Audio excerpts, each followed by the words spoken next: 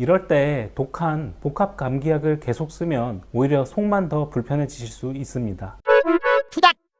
요즘 진료를 보다 보면 독감이나 코로나 격리가 다 끝났는데도 기침 때문에 고생하시는 분들이 참 많으십니다. 실제로 약을 몇 주 복용하고 모든 증상이 다 사라진 후에도 기침만은 멎지 않는 분들을 종종 보게 되는데요. 사실 기침이 지금 드시는 그 감기약으로는 해결되지 않을 수도 있습니다. 오늘은 차분하게 그 원인을 짚어드릴 테니 잠시만 집중해 주세요.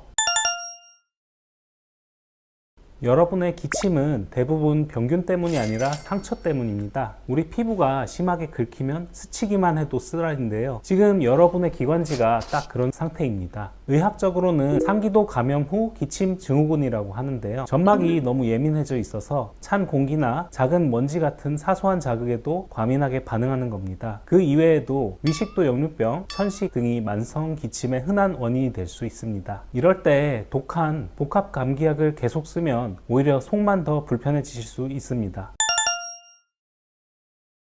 꼭 병원에 오셔서 확인해야 하는 경우가 있습니다. 이 경우에는 기침약만 사용해서 기침을 없애는 것이 답이 아닙니다. 첫째가 기침이 3주 이상 지속될 때입니다. 위에 언급된 질환 외에 만성 기침의 원인도 찾아봐야 합니다. 누런 가래나 피가 섞여 나올 때, 열이 날 때, 의도하지 않은 체중 감소 등이 일어나고 있을 때는 이를 위험 신호라고 생각할 수 있습니다. 이 경우에는 결핵이나 암이 있을 가능성도 생각해 봐야 됩니다. 또한 숨 쉴 때 쌕쌕거리는 소리가 들릴 경우가 있습니다. 이 경우에는 기관지를 막고 있는 덩어리가 있을 수 있습니다. 역시 암이 아닌지 확인을 해 보아야겠죠. 이와 같은 몇몇 경우들에선 내과에서 정확히 청진을 받아보고 엑스레이 등의 검사를 받아보실 필요가 있습니다.